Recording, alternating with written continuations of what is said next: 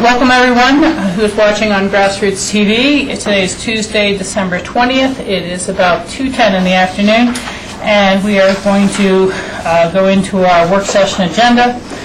The first item is the Citizen Board interview for the Agricultural Building Review Committee. Steve Tao, thank you for being here so much, and thank you for applying for the board. We really appreciate it. If you don't mind, I'll kind of start off to make it a little easy. We appreciate your very complete application, and to ask, why would you like to serve on this board? Well, I have served quite a few years now as the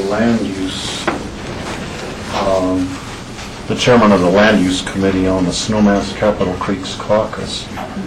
So every application that comes through in Snowmass and Capitol Creek Valleys, I read it and give recommendations, and sometimes arrange site visits and whatnot.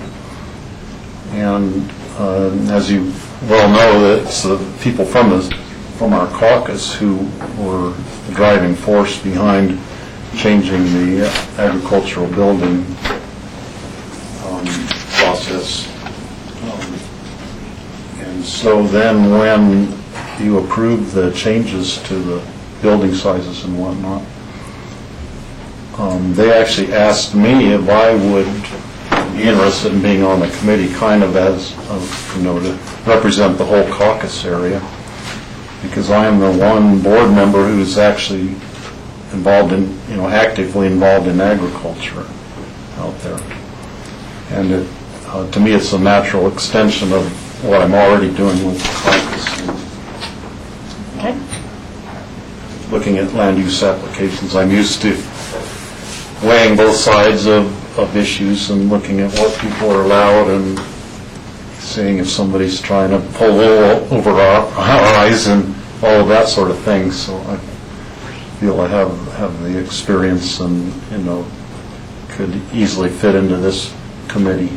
And let me ask, you're already serving on our weed advisory board? Yes. And I haven't thought to double check this question, but is there any conflict with Suzanne, or maybe you can check into serving on more than one board on the county with this? I don't know. We can double check that, but let's go forward with the interview. George? Yeah, thanks for applying, Steve. Actually, I have a question for Suzanne. Suzanne, when an application comes in for a barn or a ag structure, would that also then go to the corresponding caucus for comments and then go on to the ag committee, or how's that process work? There are going to be a couple of ways that things get in front of the committee. We talked about it. I mean, sometimes somebody will be able to come in and just be applying for a building permit. There won't necessarily be a land use process that they have to go through first. So in that case, we would be using the committee to review the building plans before we would sign off on that. And that, if there's no land use review, then it's not, it's just building permit. It's not going through our standard caucus referral. Another example would be if somebody is coming through, does need to go through site plan review for, say, their agricultural buildings. Maybe they're asking for the additional square footage that we've provided for in the code. So that's a land use process. That would refer to the caucus as well as this committee to review the actual structure. So there are a few different ways that an ag building may proceed through our process, with and without a land use review prior to permit. Okay, so it just seems like, in your case, Steve, because you're active in this Snowmass Cap caucus, that you would be attending those meetings anyway, perhaps getting those comments, if that was necessary, then bringing back those comments to your committee and passing those comments on, so there would be an opportunity to gather further input before you're able to actually help make your recommendation to staff. For sure, I could be like a liaison between the caucus and the committee. If there were an application that was in Snowmass Capitol Creek Valleys, it would be, anybody on the caucus could comment on it and review it. And since we are just an advisory board to the commissioners, we try to make good recommendations. But I don't see that there'd be a conflict between being on that committee and there could be some time when I have to step back and say I have a conflict of interest on something, but I don't think that would happen. That would probably happen if I were applying to do a building and not looking at somebody else's. Yeah. Okay, thanks. Jack? Yeah, thank you very much for applying, and actually very much appreciate the application where you gave us background and history and all of that. And though a lot of us are familiar with yours, other applicants aren't. So and today both applicants actually have provided some good information, and we like to get to know who we're interviewing also, so it's really a positive. George, I think that's an interesting question that you brought up, because this is a new process, and I wouldn't support creating additional pathways, but for example, what I inferred, what you said, if someone was coming in for a building permit, that means they'd already have their approvals, land use approvals, and they are at building permit stage, correct? Yes, and, I mean, it may be that they don't need a land use approval, because if you remember, we created... Because of the criteria within the right, section. we have some site plan exemptions now, so it may be that really the only thing they have to deal with us on is a building permit. Yeah, They've and- been exempted, so that, that's the end point. Right, and for the Ag Committee, and which is what we're dealing with today, it would be a specific process if the caucus wanted to institute, well, Steve liaison, run it by that's separate and out of our purview, I would assume. Yeah, okay.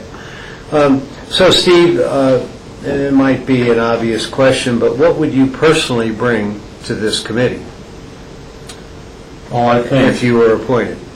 I think the ability to get along with virtually everybody is a strong point. I don't make enemies very often, and I'm able to get over that. I think the ability to analyze things from both sides. I wouldn't come in with a preconceived notion of yes or no on something. Okay, and do you understand the purpose of this committee specifically? And if you do, would you articulate it to us? What your role would be in this committee? As I understand it, and correct me if I'm wrong, we would be reviewing the actual building plans to make sure that they fit the criteria that you have allowed. Good. Thank you. Other questions, Michael? Again, Steve, thank you for being here. What do you think the state of agriculture is in Pickens County today? What do you think the state of agriculture in Pickens County? There aren't very many working ranches anymore, obviously. We are one of the few. I think most people have sold out because of high land prices, and they can see an easy way to retire.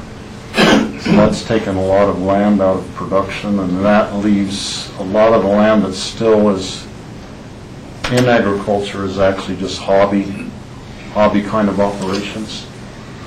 To me, that it's good that the land is still there, still being irrigated, because that leaves the potential for doing greater production of food and fiber and whatnot in the future. Once something is built over or torn up, that pretty much precludes land from going back to agriculture. I long for the days of 50 years ago when everything was in agriculture, or logging and mining and all those productive kind of industries were really strong in Pickens County.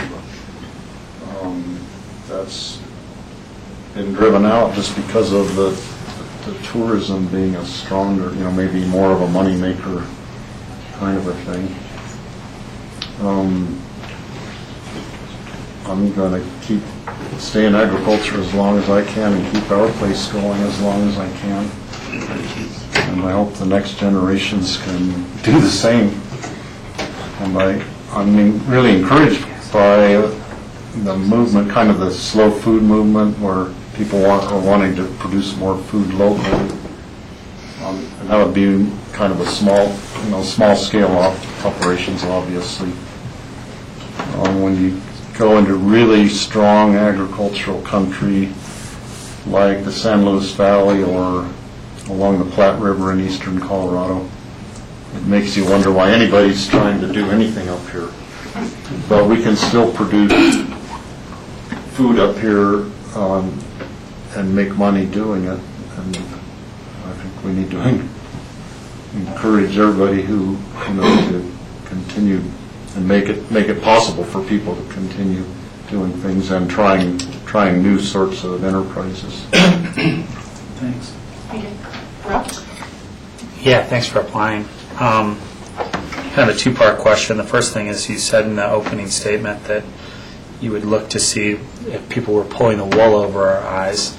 I'm curious what you think we might be looking after to keep people from pulling the wool over our eyes, as you put it.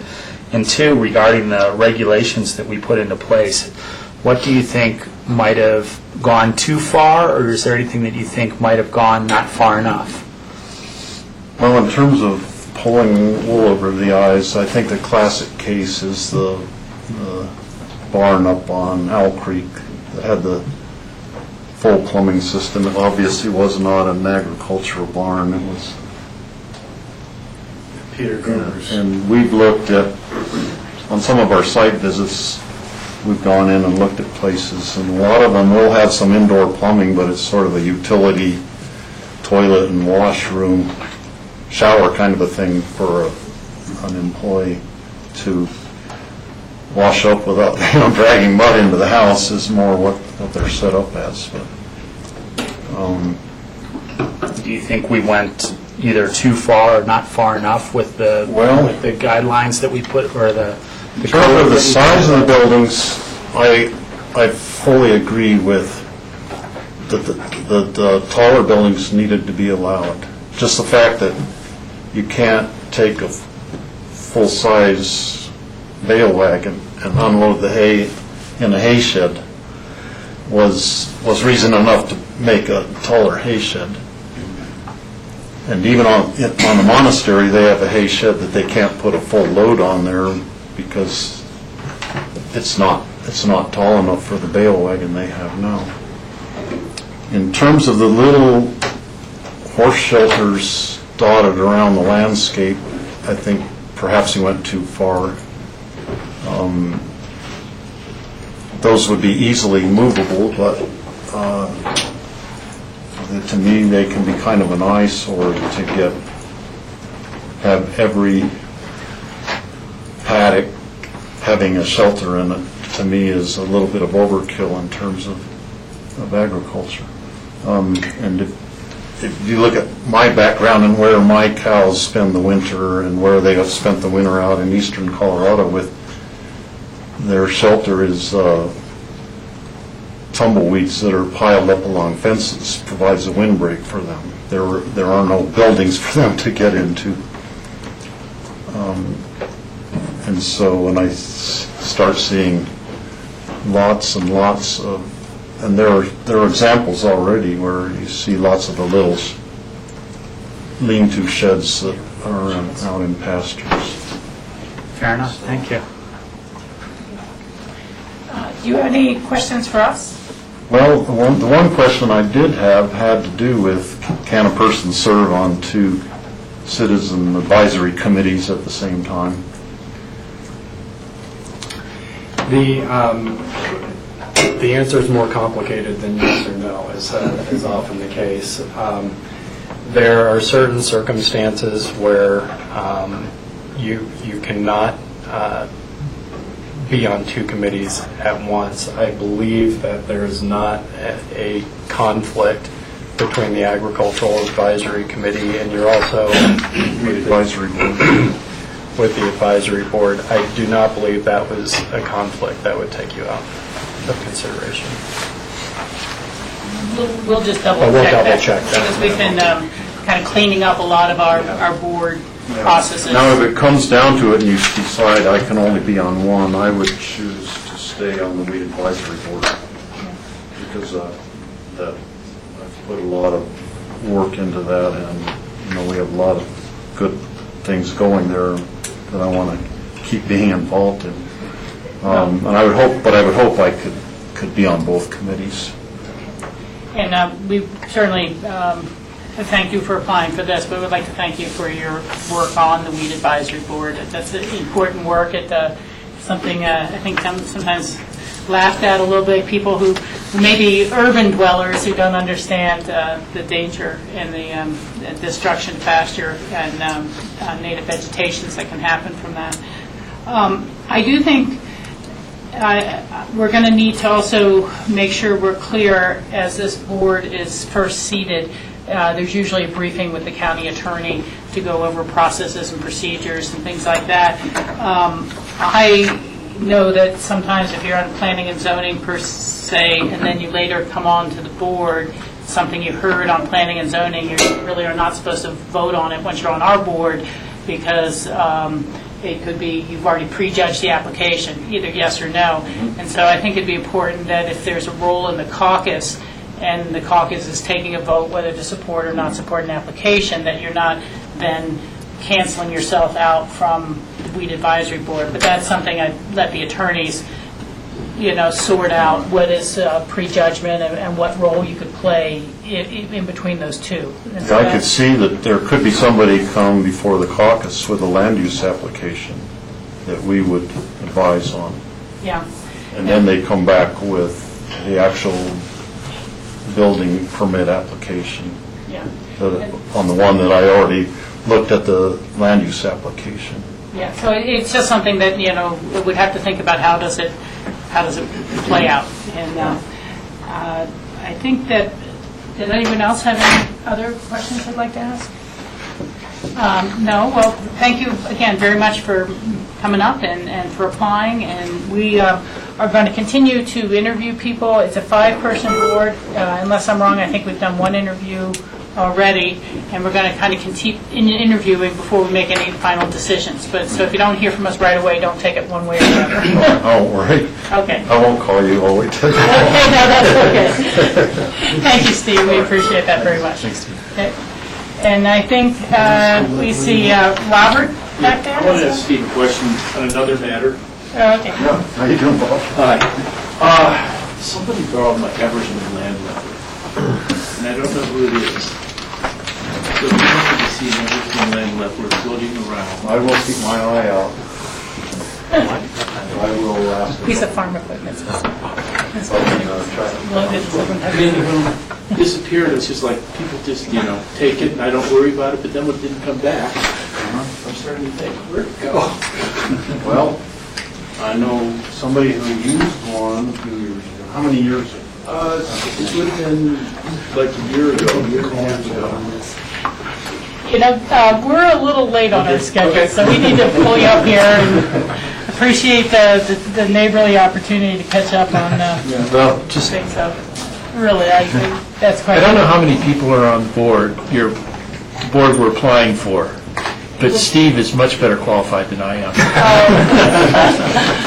No, I'm We have plenty sure of you- openings. that's why we like to have a lot of people on boards and a lot of different points of view brought forward. So, Robert, do you go by Bob or Robert? Bob. Okay, and then how do you pronounce your last name? Petrock. Petrock. Okay, so I didn't even want to make an attack there. I'd kill it. Bob, I'm Rachel, the chairman of the board for this year, soon to transfer power.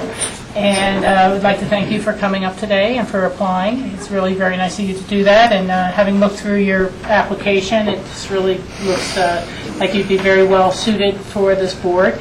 But if you'd like to elaborate a little bit, why have you applied to serve on this board? One of the real issues is I'd like to see rural Pitkin County stay rural. and I'd like to make sure that when people build things, that their stated purpose is a real stated purpose, and that it really is an agricultural building they're building, and we're trying to preserve our ranch. We've already put 50 acres in a conservation easement. We're hoping to meet the deadline by the end of this year. I'm waiting for an appraisal to put another 50 acres in a conservation easement. So we're trying to keep our little valley looking rural and not get it subdivided. Thank you, Bob. That again, is greatly appreciated. Other board member questions? Jack? Well, it's the same question that I asked Steve. Thank you for applying, of course. Sincerely appreciate it, and the info, background. What would you personally bring to this board if you were appointed? I think my knowledge of agriculture,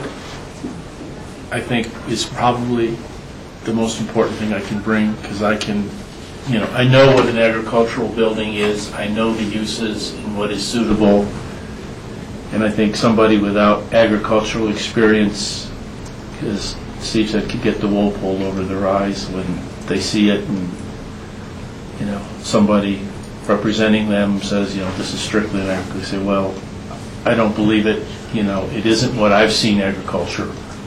So I think that's the most important thing, is being involved in agriculture. I can tell what really is agriculture. And how would this committee further our goal of preserving rural character? Because some of the things that I have seen proposed in the past in Pitkin County as agricultural buildings are not, and then the use changes and suddenly they aren't agriculture anymore, and it changes the neighborhood. And that's, I think, is the biggest thing, is trying to say, okay, this is an agricultural building, when you sort of say, that doesn't look right to me. What's the real end use, and is this end use going to maintain a rural character, or is this end use going to sort of try to change the neighborhood? Thank you. About the neighbor of mine. I'm the next valley over from Steve. Okay. Thanks for helping to keep our valley rural.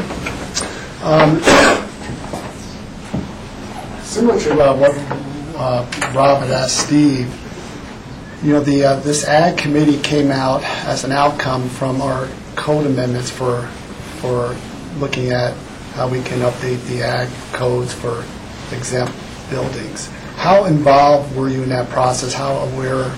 I am aware, but I was not involved in the process, to be honest with you. So, but you're pretty much aware in terms of how those codes have changed and where they were and where they are now, and what are your thoughts? Again, sort of bouncing off of Rob's question. Hopefully, I'm not taking your question from you, but were you comfortable with how those changes ended up, or would you like to see some more restrictive, less restrictive? I think it's a good compromise. As Steve said, one of the big issues that some people during the process made comments to me is one of the issues is being able to unload hay in a stack wagon. We have a hay barn. It was built it was built in the days of Patsy Newberry, when you just went down to build something and you went to the courthouse and you just got a building permit, and there were no reviews on agricultural buildings. So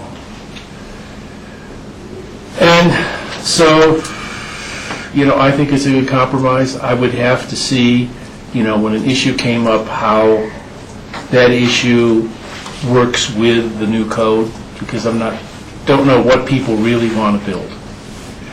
So that's sort of where I would have to be on that, is to, when I see somebody propose something, to see how it fits in.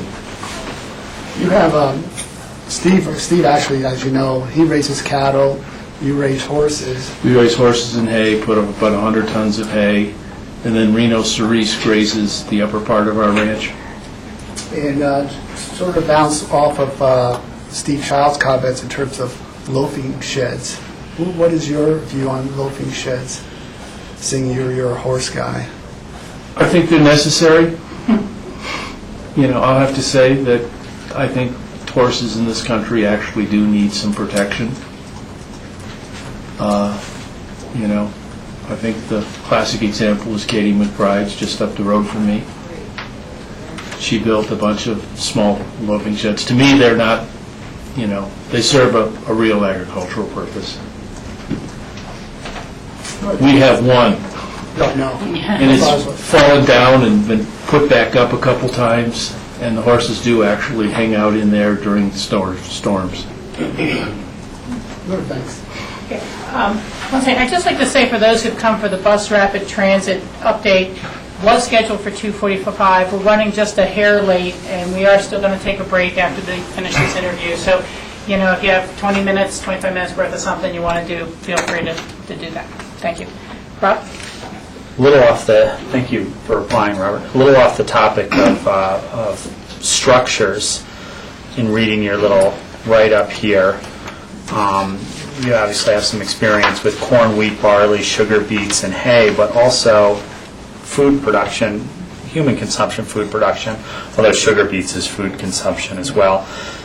Organic grapefruit, tangelos, and dates, as well as apple orchards. What do you see the future in Pickens County for potential human food consumption with the modern movement towards grow local?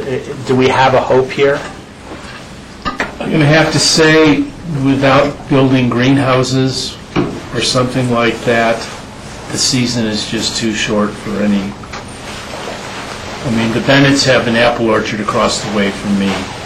They get apples at the most every other year because we either have a late frost or an early frost and takes the apples out.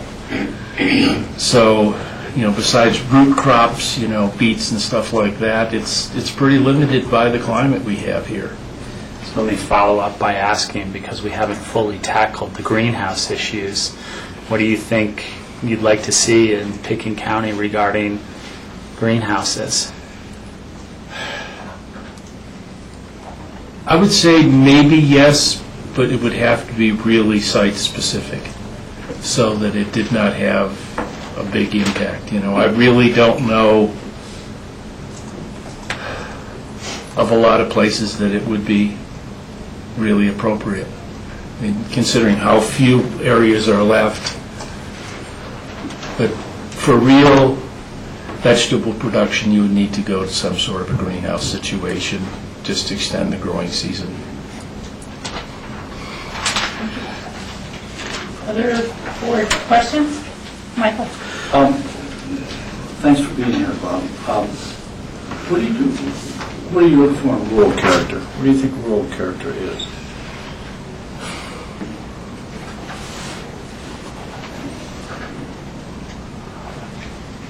I think rural character is a lot of basically open land, buildings that are not huge, ostentatious, that overwhelm the open space.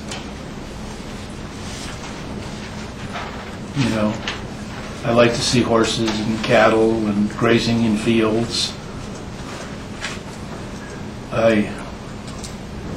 You know, in so many of the areas in the county, we have huge houses and huge buildings that just sort of, to me, destroy the rural character. They just don't look appropriate to a rural setting. You know, I would like to keep the housing size down in rural Pickens County. Thank you. Do you have any questions for us? One question is, I spend part of my time in January, February, March in California, in our California ranch. I'm back at least 1 week a month, so I could attend meetings if I had a week or two of notice on meetings, but I just wanted to inform you that I do spend some time in California in the winter, where we raise grapefruit and tangelos, date palms. That's pretty cool. You know, the board has not yet been seated, and once the board does get together, working with staff, they're going to set out a regular meeting schedule. I would say that you'll probably have, a guess on my part, more applications coming in those winter periods so that people can do their construction in the summer construction season. And we do have a board makeup large enough that we can have some absences every now and then and still have a quorum. But, overall participation is important. But I think the notice should be more than just a couple of weeks' notice. Looking behind you to Suzanne in terms of when the meetings will be. And as I say, a lot of times our Healthy Rivers and Stream Board, for example, it was only after they were first seated and they all kind of talked to each other, they determined which Thursday of the month and what time on Thursday would be best for all of them to meet. So I think that may be something that could be worked out as it goes forward, should you be appointed.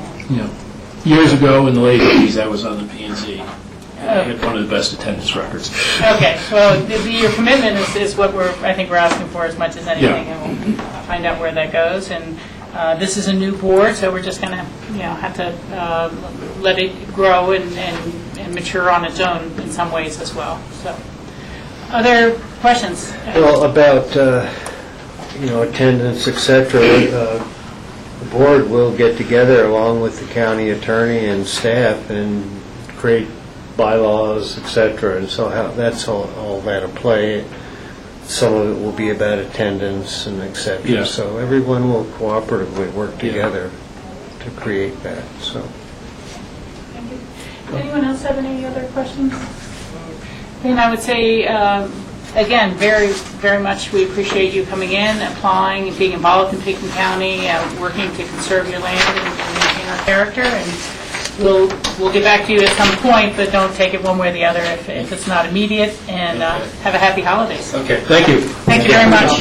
Thanks for your interest. Okay, grassroots, we're going to take a break now for 15 minutes. It puts us 15 minutes behind schedule, but we will reconvene at 3 o'clock. Okay.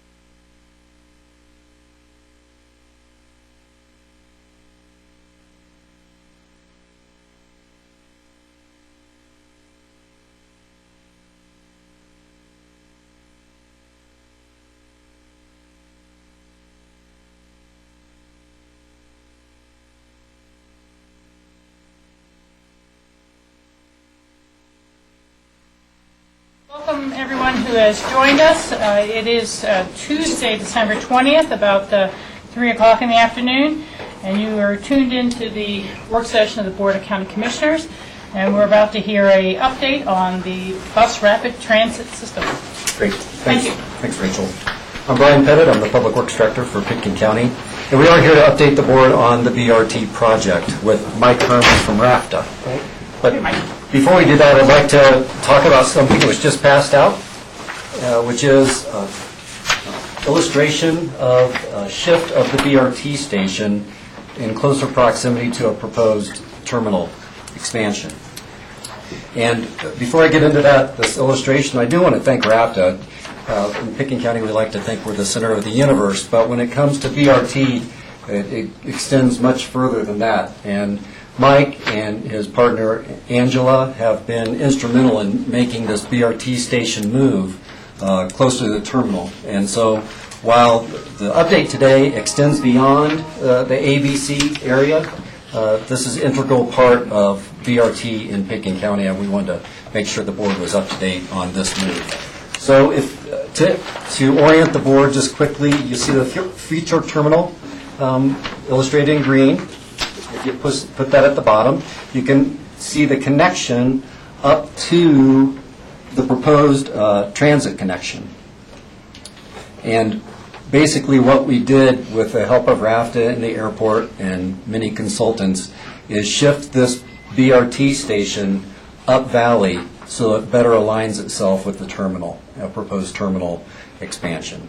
And we wanted to make sure the board had seen this or had seen it in past illustrations as well. Yeah, I'd just like to note for the record, we haven't selected a final schematic design for the airport, and this also shifts it closer to the existing terminal building, which we may be using for quite a long period of time.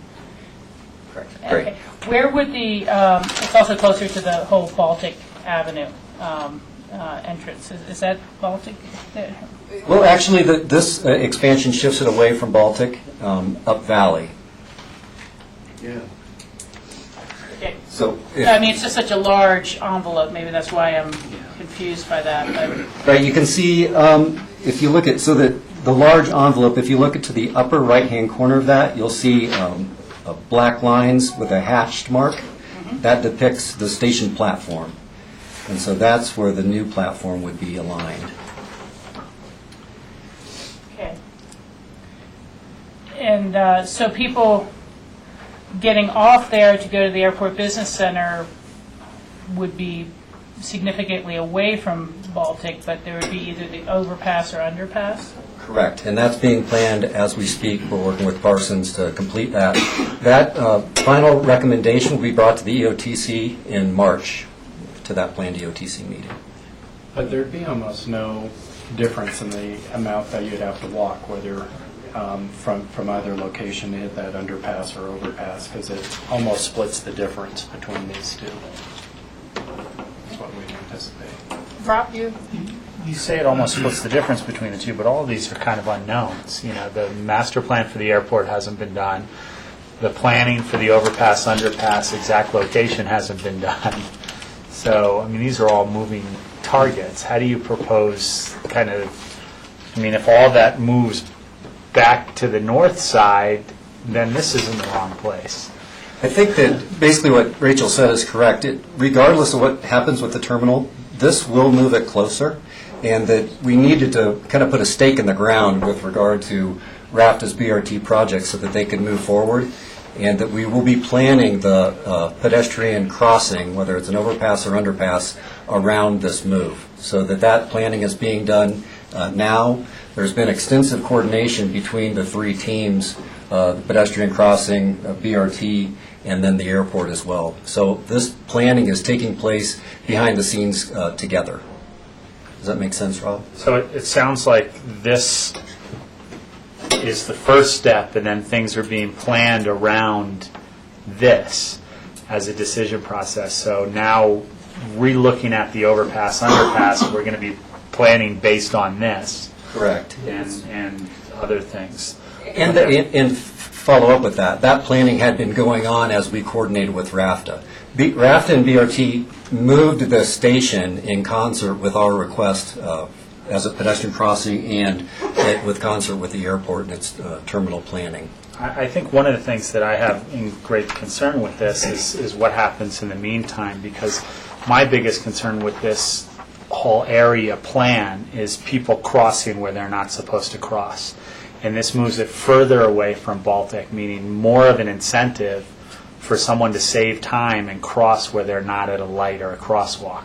And that to me is of great concern, because I've almost hit people wearing black coats at night walking, where they're not supposed to walk in that area there. So I think, that has to be part of this plan. Yes. I think that will become abundantly clear in the EOTC meeting in March when Parsons brings forward the recommendation for the pedestrian crossing. This is more than just to talk about this. Mike has a much broader update for the board, but... Okay, well, let's take one or two more questions on this. I'll make it very brief. The fact that the new proposed terminal, which isn't a reality for a number of years, is driving this is a concern, and who directed who to do that? So I don't remember this board in our work session directing that move. John? Now, Jack, what we have done was the board during work sessions did indicate a preference for a new terminal. So we know that there's going to be an envelope for the new terminal. We've also been working on the underpass, overpass with the EOTC, and we're looking at this infrastructure for a 20, 30-year kind of time frame. Not for building for the next 1 to 5 years, but what's going to make sense for 20, 30 years. So as the board expressed preferences for new terminal and we started planning for the underpass, overpass, it made more sense to be moving the bus stop for the rapid transit up valley. And so really what we did was, it's kind of a flip, if you will, where there's an equal amount of walking space, to hit the underpass or overpass to cross 82. And it builds a more logical link to what is going to be a new terminal area in the future. So as we're looking out 20, 30 years, the infrastructure that we're building today makes sense in the long run. So, okay, up valley, I see where we moved that. Relative to an over underpass and the down valley station, shouldn't they be pretty close together? So when you underpass, overpass, whatever, to go make one going down valley, I don't see that move having taken place. I looked at the existing. Isn't that's what I'm seeing here? Down valley is staying at the existing, and the up valley has moved up to be more in concert with our future plans for the terminal area. And that underpass, overpass, Jack, would go on the right-hand side of the down valley stop. So in between and the then two. the left-hand side of the up valley. And that's why I say it's the same amount of walking for the underpass or overpass, whether that up valley stop is more towards Baltic or moved. That was the unknown, because it was going to actually split both of them. So, thank you. George? A little segue, I know Mike has a presentation, but as long as I've got Brian here and Mike and GR, looking at this map just reminds me of a question I have. Currently, on the down valley side, RAPTA bus stop for passengers, or actually even on the uphill side, passengers who are using RAPTA crossing over to the AABC, actually it is the down valley side. Getting from the down valley side terminal down to Sageway in the wintertime is extremely hazardous. And I used to work at the Airport Business Center for many, many years, and it was really treacherous in the wintertime trying to go down to the Sageway to the sidewalk, which was never plowed, and then trying to go back up to get to that bus stop. Because it's in the summertime, there is a trail there, and it's clear, but in the wintertime, there's no maintenance at all, and it's just haphazard in terms of where people go. They go on both sides of that shelter, and you sort of make your own path, and as that path gets worn in, it becomes extremely icy, and it's very treacherous. I just wonder who is really responsible, and if there is an ability to try to maintain that in the wintertime to make that safe. Yeah, it's a little bit of the problem is, from the county perspective, we're not set up for sidewalk maintenance. And however, I think it's an opportunity for RAFTA and the AABC folks, John McBride's gang there, and Public Works to figure out how we can better maintain that area. It's not the first complaint we've had about connectivity for that bus stop. In fact, it was one of the primary feedback ideas that we had from our residents there at the North 40 and at the CMC. So I think we can pay more attention to that. So maybe this winter, especially given the light snowfall right now, if anything, it's probably making that very icy as it is. And is there a way to try to address that for this winter? I don't know what you have. We can maybe work out this. I'm just curious, and since Mike is here, is that part of RAFTA's responsibility at all, or? Well, I think we're about in the same boat as everybody else. We're trying to, maintain just around the stop, and we have the forces and the equipment, kind of to do that. It's, the transitions between and the connections to these bus stops, who maintains them.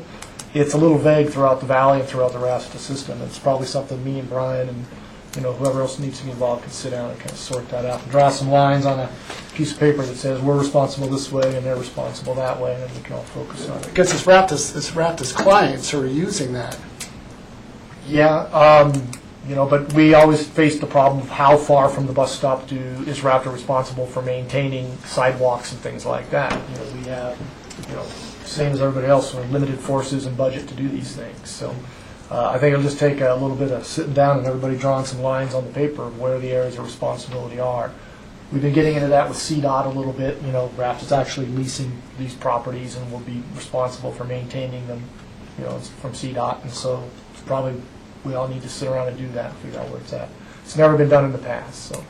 Okay. Well, we encourage you guys to put your heads together and your limited dollars, and it shouldn't take that much to try to maintain that small little stretch to make it safe for people to get up and down to that bus stop. Yeah, it's worth kind of looking at our codes as well. I know that when you're in an urban area, most municipalities have codes that the property owners are responsible for clearing the sidewalks in front of their property, whether this would be the larger airport business center property ownership group or whoever owns that open space. Maybe it's an amenity of everyone, but some of that sidewalk, connection to the trail should, again, maybe not necessarily fall on the public entity as much as the private businesses and companies that are beneficiary of the transit. But I think it is a larger conversation to be had. The only question I have is, and I really, with all these layers on here, it's hard for me to see at first where the existing RAFTA bus stop is. I guess I can see that underneath the existing Up Valley Station and now the new one. Did it need to move that far down to the curve in the road there? I mean, is that now set in stone as opposed to a little back down? My thought is a little of concern. Are you going to end up with people crossing from the eventual redevelopment of the BMC West and the housing in the back there, trying to cross the road outside of the underpass, and there'd be a lot of populations that might just, a whole new population, different from the North 40 population, So I'm not going to ask for an answer now, but I guess what I'm saying is, this is existing, this is the new. Is there some happy medium in between the two that works for the transit connection to the terminal, wherever that ends up, as well as the overall center. So just leave that there. Well, we appreciate that because that'll give us a chance to answer those questions at the EOTC meeting in March. Bring that pedestrian crossing. Okay, you kind of look at where the, have you done any sort of lighting and unlighting study to know people getting off at the Airport Business Center stops? Well, we know where people get on and off. We don't know where they go once they get off the bus. Okay, or where they're coming from. Yeah, their, where they came from. to Their get on the origin bus. and destination. Yeah. So we know what stops people get on and off at, but once they get off the bus, whether they go over to the North 40 or up, BMC way, we don't really know that. We're going to have to tag a bunch of people with GPSs or something. No, you can, origin and destination studies, free trip to Tahiti if they answer and everybody wins. Some of this, is going to get laid out due to engineering, whether you do an under overpass, you have to have sidewalks and runouts and all this kind of stuff. And so things will start laying out based upon, engineering needs eventually here too, once more things are known. It's kind of like the tapers and the size of our bus stops are dictated by the size of a bus, Things will lay out based upon engineering here in a bit too. And this also does preserve a right-of-way should there ever be future light rail. Yeah, when that comes along, it'll be reorganize everything and figure it out. So. And as a segue, I think what we really wanted to do is appreciate the flexibility that RAF has shown, because we have so many moving parts here between the airport and the overpass. RAF is trying to plan and nail down their project, and so it's taken a lot of coordination and adjustment in an environment where, I think as Rob was pointing out, we've got a lot of moving parts now, and they've been a really good partner with us in trying to figure out how to achieve the best development of infrastructure, not just for now, but moving into, the next 15, 20 years. And so, appreciate you guys working with us on that. Yeah, and we appreciate your help too. Everything's gone pretty well in Pickens County. Everybody's been as accommodating as they could be, and there are a lot of moving parts. We've got this and all the other stations and stops. Speaking of which, we'll let you start into the bigger presentation now. Thank you. Yeah, this started out as a schedule update to everybody. It's kind of morphed into a couple of other things, but the first thing I'd like to talk about is our schedule. And I presented this to the RAFTA board a couple of weeks ago. And the main point of, and this is came in your packet, there's a schedule right here. And this is the project in aggregate. It's not any particular station or parcel or anything like this. It's kind of an overall look at where we are. As things tend to do on projects is the stuff in the back, piles up and takes longer than expected, and everything piles up on construction. So you shrink your construction schedule. And as you can see from this, especially lines 7, 8, and 9, we've hit some pretty substantial delays here. Probably the one that's impacted us the most was the haggling over the 2011 budget in Congress. Because of that, we didn't get our grant from the FTA for almost 8 months after we had, qualified for it. And that was time we needed, for land acquisition and land use. And we couldn't start those until you actually own the land. And so things have really piled up now on us. And we've been able to absorb everything up to this point. And my point with the board, was, the RAFTA board, was that we're pretty much down to the wire now, and things need to go pretty smoothly from here on out, or we do risk not being able to complete the project in the fall of 2013. Today's article in the paper was pretty accurate, except what I would say for the word doubtful. I think at this point we're very optimistic that things are going to fall together for us, and they have been since I did this schedule. Land acquisition and easements have really kind of shaken out. Land use approvals are starting to roll in. Stuff with CDOT's getting completed. We've got our special use permits there and agreements for leases and MOUs and all of that. So it's all coming together. And the general point is that we sure need to keep our schedule now, and anything else is really going to rock the boat for us. So anything anybody can do to help us out and getting through processes and smoothing things out. When we get to EOTC about the underpass, we need to get that decision made so we can pin down where our bus stop is actually going to go, so we can get it designed and built and keep the schedule and everything. So all in all, we seem to be looking okay, budget-wise and schedule, but we're up against it at this point. So, and that's kind of a basic, update on the project. Don't really have any other significant things unless there's other questions.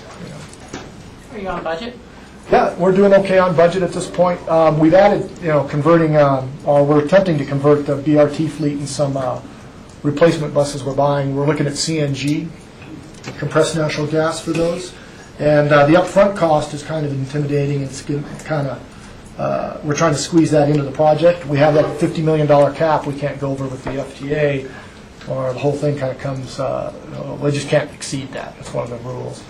So we're trying to squeeze that in there, but it's looking like if we can get it done on time and in budget, it'll save Raft a significant amount of money over the next 20 years. So that's looking pretty good, and we're pushing hard to make that happen. And but that's kind of pushing it there. Yeah, we're doing okay so far in budget. So. Okay. So Jackson, then George. Okay. Go ahead, Jack. As far as the grant, the larger grant monies, do you have any timelines that you have to jump hoops through? We're already, the grant has been approved and given to us. We're already building against it. So. No, but as far as performance of completion date to start the system, does it say you must start on the proposed timeline of September 2013? Yes. Can you start it 6 months later? It says we're supposed to start September 2013. Whether we started it later, our next opportunity would be the spring of 14, which, I don't believe the FTA would be very inclined to let us go further than that. Time on a project is always money, and if we go later than the fall 13, we'll be expending more money to keep contractors and everybody around and remobilize and all that. So it would drastically impact our budget. So it's not real likely that we could exceed that date. Well, if I would have written the article, I would have probably been less than optimistic too, facing the challenges that you've articulated in your what I'll call graph. So, let's hope you can perform, but if any more curves happen, good luck. Yeah, and that was my point with my board, was that, we've been able to absorb all the twists and turns this thing has taken over the last 3 years, but we're kind of out of time, so we're really pushing hard. But things have been coming together since I did this update. Things have gone very well, so we're pretty optimistic at this point. Yeah, and I'd certainly want to see an opening before the winter season of 13 as well, but given that it was Congress who didn't fund the FTA, and that's where the delay came, I wouldn't imagine they wouldn't consider giving us the 8 months on the back end as, to be able to make up for that. Because if you can't do land acquisition, you can't apply. You have to be the owner of the land or have owner's approval to be able to enter into any land use process. Right, that is true. And so you can see at the bottom 2 lines of this graph, on the far right-hand side is opening day, and you can see on line 9 the end of building permit approvals. Not a very big gap there. And so the things that we do have approvals for, Pickens County's gone very well. Most everything in Pickens County we can build. Carbondale's gone very well. All of our highway improvements are permitted.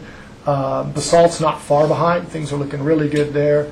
Glenwood is, lagging a little bit there, but we're optimistic. Things, we've done a lot of work behind the scenes to keep that thing going, so that's not too bad yet. And so it's going to be close. There's not a lot of time between those 2 days, so it's going to be interesting. Other questions the board might have? Brian? Follow-up, the board will see a property acquisition request from RAFTA on the Down Valley side, for sure, at the AABC. So that will come in the form of an easement at an upcoming regular meeting as soon as we agree on that language to get to the board. So we met on that this morning and got Brian all the descriptions of everything we need, and should have everything we need for the attachments. I think so. There's probably actually 2 things that you're going to see. You're going to see the acquisition on the Down Valley side, and then we'll also be bringing a lease, I believe, for the airport property, and that was purchased with FAA funds, so there's some extra complication to that we're working on now, but I think we've been working through those issues. Yeah, we met with Jim and Angie, who's doing our land acquisition's been working with everybody. It seems to be going pretty well. It's whether we do a purchase or a lease, Jim is looking to see which is easier. And it's going to be for some grading, some sidewalk connections and utilities, so it's not a great, a large acquisition of property or anything. It's pretty straightforward stuff. So we do have our IFB out for this construction. I don't know if you've seen the ads in the paper or anything, so the project is out to bid. We had our pre-bid meeting. We had like 170 contractors show up. What's the IFB? Invitation for bid. because it's a straight bid, low bid deal. And we'll get those on January 24th. All proposals are due, so we should know then who we're going to have, and we plan on starting construction in April. So. And have you been doing any sort of pre-meeting, joint and open pre-meeting with potential bidders so they understand the magnitude of the project and the scale? Yeah, we have everything out, the bid package is like 3,000 pages with everything in it. So we put that out. We didn't print them. They had to do their own. But we had our pre-bid meeting last week. We had 170 some contractors there. And we really can't talk to people too much. It's an FTA process, and so you're pretty much, we can only answer official questions and official responses and all that. So that's going on right now. That wraps up about January 10th, and then they turn in their bids on the 24th. So. And have we interrupted your presentation? Did you have anything else you were going to bring us? No, really it was the schedule and then just anything else anybody had. We, at the last minute, a lot of stuff has been happening with the airport, so we took the opportunity to update you on that. The IFB's out, as I said. Everything, anything else you guys had questions on? So. Board members, any other questions? Yeah. You mentioned earlier about concern about delays, etc. Okay, the process for the under overpass is proceeding, and you said the EOTC has a role to play. Who's funding this, RAFTA? The underpass? It's CDOT and the EOTC. Well, it's EOTC is funding the design and feasibility study. But who's funding the construction? Well, we're searching for construction funding. We do have some money in one of the state plans, but that's out at this time, at 2016 and 2017. We do believe that there is opportunity if we are one of the earlier projects to finish with a design that we can move, potentially swap projects with another area and move that funding up in years. So, but also right now we don't have... To the region, you mean? Yes. Region projects? Also, we do not have what we think that that cost might be fully funded yet either. We don't have all of those funds identified yet. Okay. Thank you. So let me ask then, are designs for, say, the Brush Creek station finished? Mm-hmm. And where can people view the designs? You could go to our website and follow the links to BRT and get to the whole plan set if you'd like. And there's also some conceptual drawings of what everything would look like there. So there's plenty of information on the website about it. And I know we've had discussions before, more as EOTC, about whether an amenity such as flush bathrooms with water at the Brush Creek intersections would be valuable or not. And it has been pointed out there may be other items that could be equally valuable or more valuable. But when would drop dead dates be to consider adding something like that to the project? Well, at this point, in the BRT project, we'll see if we have any contingency and stuff like that to do it. And, it's something that we could design pretty quickly and get done. But, you can add that at any time, too. One thing that we always point out to everybody is this isn't the end of transit planning and construction and all that. This is just a new phase, and we can always add more to it over time. A couple years from now, if, there's been talk of the county building a little kiosk there and, I think it was, what were they going to use it for? For HOV? Yeah, HOV stuff, and it could be an information booth and all that, so maybe in conjunction with something like that. There's always, more planning and projects to do, so there's no end to it, As soon as we finish this, I'm sure there'll be a whole other pile of things to do, so we can always add to it. I think that is something that would be worth putting on the EOTC topic, that we, get a little more path forward, even if the decision is finally no, we stop talking about it, or yes, we'd like to make sure the shell, because it's more about making sure we're not having to undo something and tear up fresh cement just to add the structure or get the water and the piping in.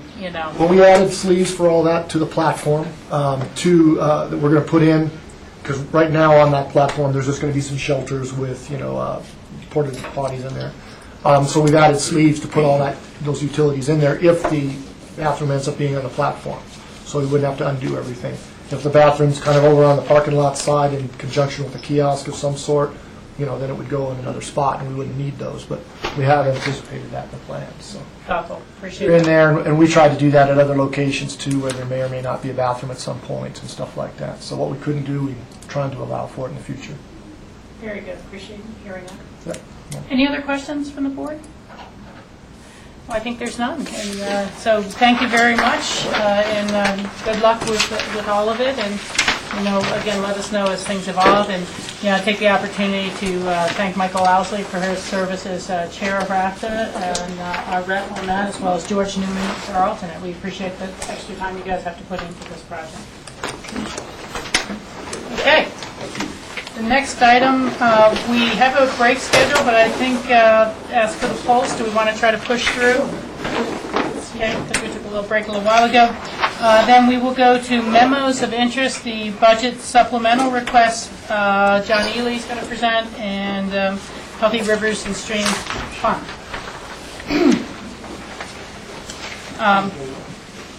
We did, as a board, some of us saw some of this information at the last joint meeting of the Healthy Rivers and Streams Board. I know that others had to leave early. So I'm not sure who saw the full presentation on this and who didn't, and so I'm not sure how in-depth the questions will be. Jeff? I was gone. You were gone, I okay. went to the Snowmass Drosty. That's right. I remember that, the management meeting. Yeah, so my question is basically, what is the project? It says a restoration project, but it seems less about construction of a project and more about planning it and getting data. So this isn't really a construction project, it's It's kind of the preparation of- pre-product, yes. That's an accurate assessment. John? Well, actually, that question's better poised to Sharon. Sharon Clark from the Roaring Fork Conservancy is here, and the Conservancy, through Sharon, is requesting this grant. It was reviewed a second time after the joint meeting that you're referring to, Rachel, wherein the Healthy Rivers and Streams Board voted unanimously to recommend an award of this grant. Okay. So. Now, do you need more information than that? I mean, why would... Well, what's the goal?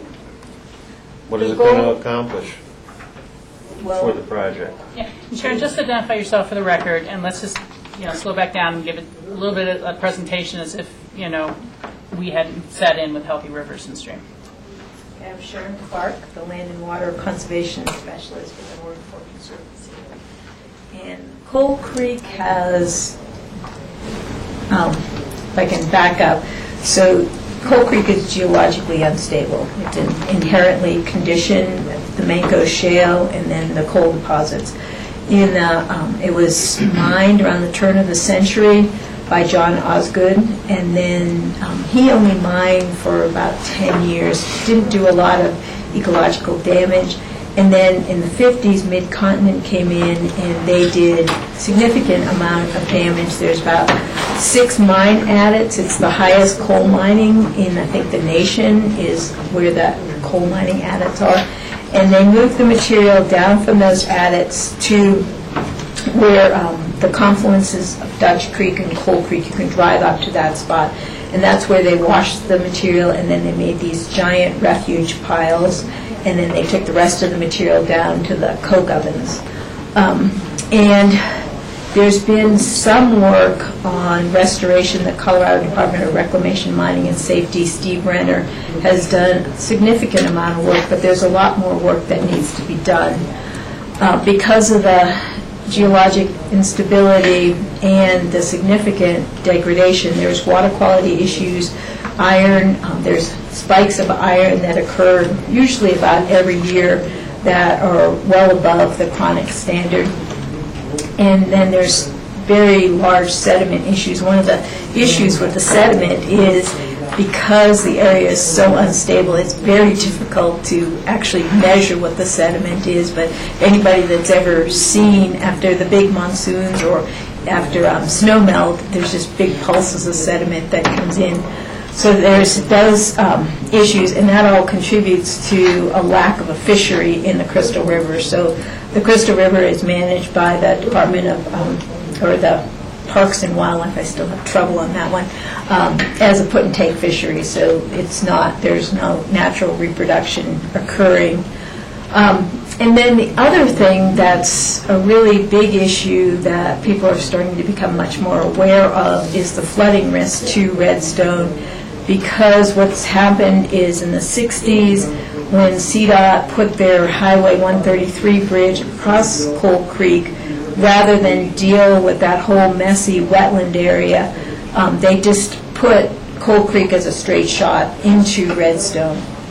And so that massive amount of sediment, once it hits the crystal, the velocity of the water slows, the sediment drops out, so the channel is actually getting higher all the time. So that increases the flood risk. So that's part of the whole project, is to deal with the flood issues, to deal with the fisheries issues, to deal with the water quality issues. So what the end goal is to try to keep material, or to keep moisture on the hill slope as long as possible, so that it's not getting into the channel quickly, which increases the erosion power, and also it's not carrying a lot of sediment, and then dealing with the stream channel, and then dealing with the whole confluence area. It's a giant project, and we've gotten a lot of research scientists out on the ground, and there's not an easy, like, we know we should do this. It's like, maybe we could do this, and there's going to be more studies. One of the things, if you're going to design that channel, the whole Redstone channel needs to be redesigned. You're never going to be able to put it back to a natural channel because Redstone's there, Highway 133 is, so you need to restore the function of the area given that you have significant constraints. So how you actually do that is difficult. We talked to a geologist at the Rocky Mountain Research Station that specializes in this. She said there isn't models that deal with this kind of situation, and even the structures that you put into the stream doesn't have the ability to measure in an unstable system like that, because it would just get blown out. So you have to design the channel, you have to figure out how much flow and how much sediment is coming in so that you can design that whole channel in Redstone. And it's interesting, if you talk to some of the old timers, they talk about how good the fishery was in Redstone because it was a big wetland complex. That's like those are called hotspots. That's where the best places are for fish and for all aquatic organisms. And you've kind of destroyed that. And so trying to figure out what you're going to do is going to take a significant amount of planning. So we're trying to build the foundation. And the potential for other partners coming forward, if you'd like to. Yeah, the Forest Service, if you talk to Steve Renner with the Division of Reclamation, Mining, and Safety, I mean, he did a lot of work, and he's like, where was the Forest Service 20 years ago when I was trying to do all this work? Well, they're here now, and they are very committed to this project. We talked to the forest supervisor just last week, and he's very much engaged in the project. They have all their resource experts ready to go. They've actually done some project planning, and they do want to get some projects on the ground this year. They're very interested in using biochar, which is the material that was used at the Hope Mine, and that can be made many different ways, but the way that they're planning on making it is from the beetle kill trees. So you actually chip that material, and then you put it into an oven, and you make this soil amendment, and then you actually add compost to it. And it has moisture holding capacity, it has nutrient holding capacity, and it also sequesters carbon. So they're very much interested in using that technology, and there is a person at Prince Creek from BioSolutions, Morgan Williams, and he is looking at a very large grant. He would like to do it in Coal Basin, so that's why there's tremendous amount of interest. We've talked to Parks and Wildlife, we've talked to Savepa. There's a lot of people interested in this, and it's going to take, CDOT, Army Corps of Engineers. I've talked to the Colorado Water Conservation Board. There's a watershed restoration grant that I'll apply for at the end of January. And they said, we've been looking at this area forever, we'd love to do something there. So there's a lot of interest in that. Okay, thank you. George? I got to see most of the presentation with the Healthy River Stream Board, but I had to leave early as well. But part of that presentation, I think, in terms of your budget, your grant request, composed of about a 2 or 3 day workshop that you were going to bring in experts from around the country, and I wonder if you could tell me a little bit more about that, because I have a little concern about spending dollars on conferences versus spending dollars on actual projects. I've heard that concern, and I think the only way that we're ever going to figure out what to do is to get all the technical resource experts together. And the conference is a 2-day conference, and we've planned it. Some of the resource experts aren't that familiar with the area, so we'll give them some background information, and then we'll actually go out on the field and look at some of the stuff that's already been done. And then we'll come back for the second day, and we're trying to make the best use of the money. Most of the people are coming on their own dime, like the experts from the Rocky Mountain Research Station. We'd be paying for their travel costs and their lodging costs, but, like their salary is covered. Most of the people's salaries are going to be covered. It's, the room rental and feeding them while they're there. I don't know any other way that you can get all the resource specialists. I mean, you need the geomorphologists and the soil scientists, the fish biologists, the botanists. They all need to work together. You want the project to be logically sequenced, and to try to figure out what needs to be done. There's no cookbook out there that will tell you how to do that. So I don't know any other way to get it done besides getting all these people together to come up with a strategy to deal with it. And I think we're trying to make the best use of the money that we can. So I guess my other question is, if you bring in 15, 20 people, even over a period of 2 days, you probably still end up with half a dozen different options in terms of how to address the problem. And so then how do you actually then determine which course of action you'll take in a timely fashion? Well, I think you're going to have to, that we have the resource experts locally. I mean, the Forest Service has really, significant resource experts, and so a lot of it would be for them to get as much input as they can from these other experts, and then would be relying on the Forest Service to make the final decision as to what needs to be done. What other granting partnerships are you looking at, and which other organizations have already committed? Well, the Forest Service has committed their staff time. In the presentation that I gave, I think, probably for them to do their NEPA process is about $100,000. And I am planning on writing a grant to the River District and to the Colorado Water Conservation Board Watershed Restoration. Those are both due at the end of January. I'm meeting with a representative, another person from the Water Conservation Board, to see if Basin Roundtable fundings would be appropriate for this, and talking to CDOT, Army Corps of Engineers. I mean, I'm looking at every pot of money I can that seems appropriate for this area. And the other thing I forgot to mention is that two of the critical landowners, one is John Morris, who owns 220 acres right at the confluence of Coal Creek and Dutch Creek, and we've talked to them, and they have some interest in this. Whether it will translate into a monetary interest, I don't know, but there is one of the things that's very intriguing is that there's a road that contributes a lot of sediment, and everybody thought that that road needed to stay so he could have access, and they said, we don't even need that road. So, being able to obliterate that road and having a trail there would be significant. So whether he actually gives money for the project or just allows work to happen would be significant.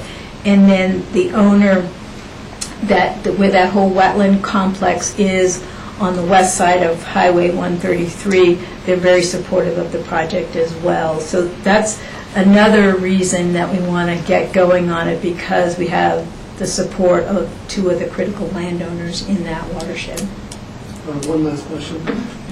Also, in the package here, you've got $9,000 going towards grant writing and funding partnerships.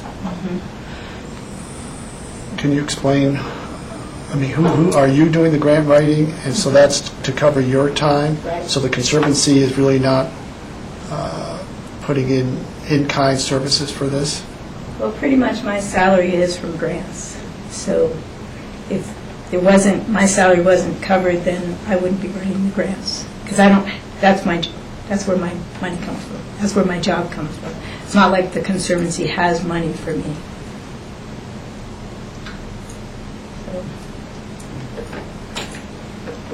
You know, and John, let me ask you, I know this has been vetted, and the Healthy Rivers and Stream Board had a number of these same type of questions.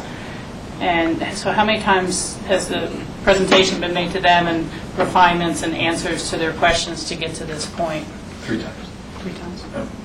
Yeah, I came in May and gave an overview of, the issues, and then I came in October and had a funding request, and I was asked to come back with more details for that funding request and to talk about, what other sources of funding would be, what matching funding would be. So I came back in November, and then there was a conference call, a subsequent follow-up conference call for that. Thank you. Jeff?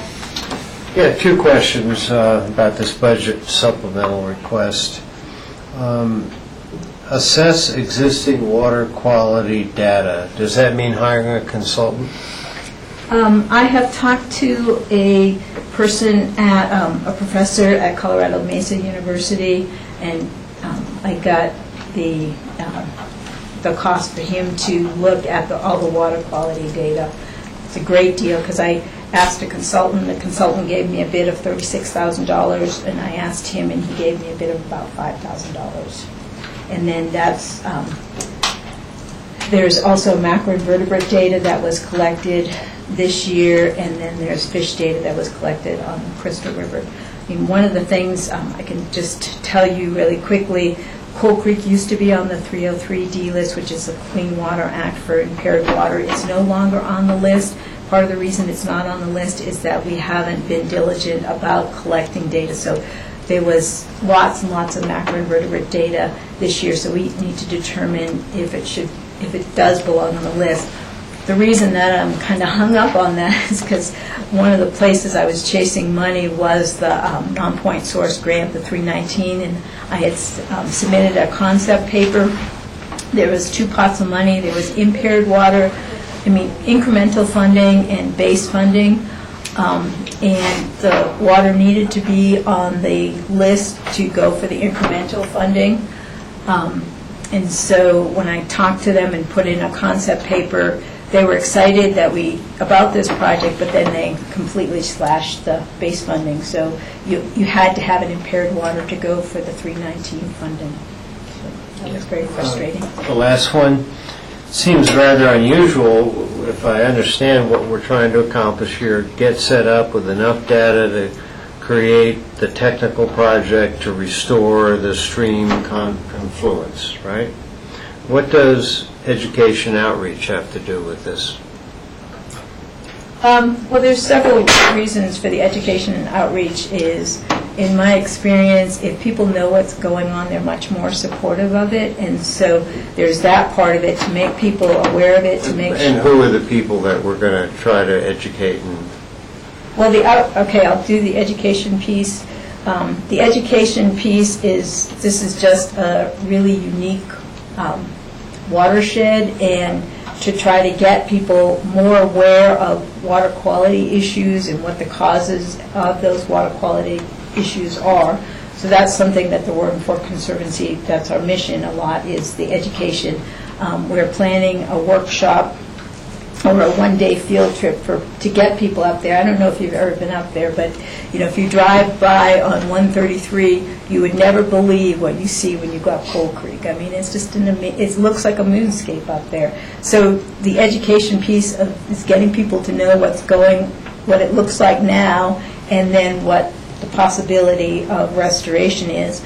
And then the biochar piece would be another piece to educate people about.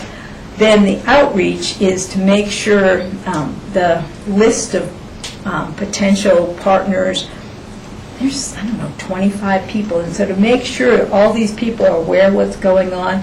And when you're making people aware, we gave a presentation to the SEDEPA board.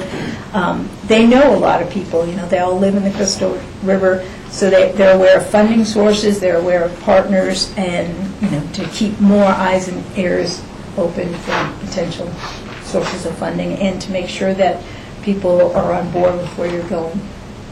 Rachel, one last question. As far as the funding partners, a large number you just mentioned, is that funding for the actual project?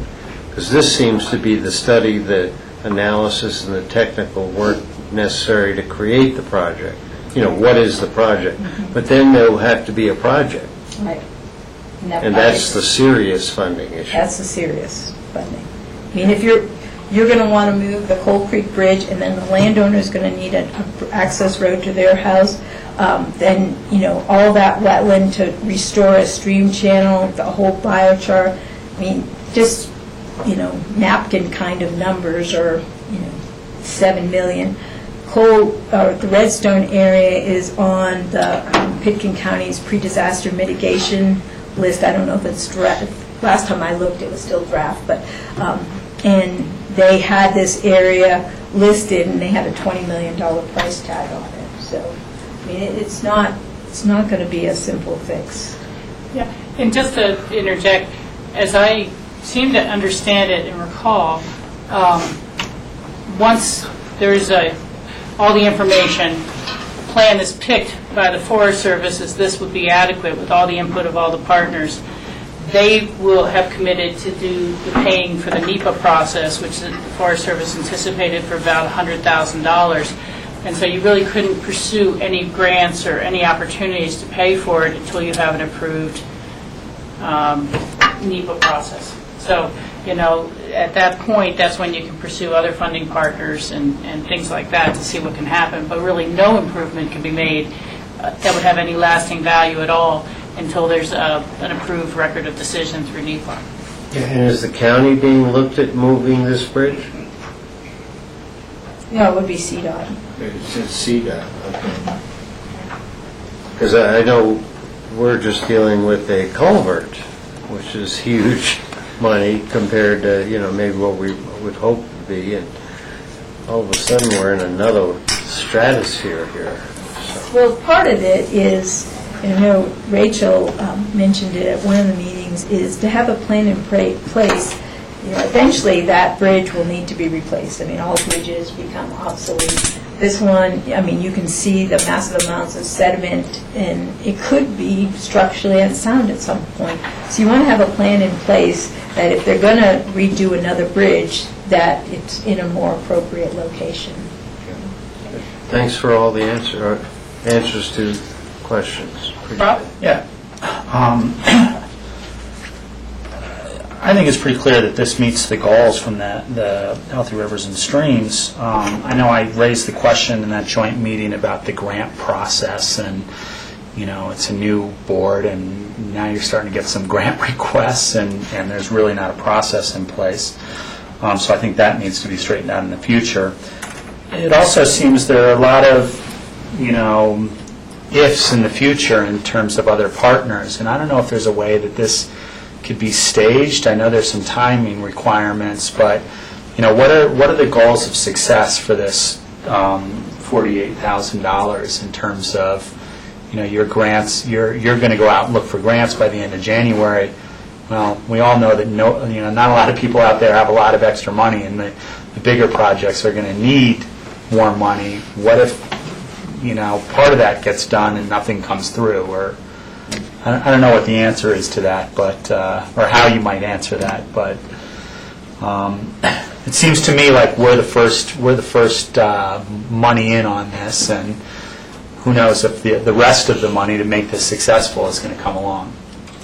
Well, and kind of to answer George's question, how much is the Warren Fork Conservancy? I've already spent like $12,000 of my time, so there has been a significant part of my time. The Forest Service has spent, I think the numbers are in here, but they spent like $381,000 on a debris flow. They fixed that, which is a big input into Coal Basin.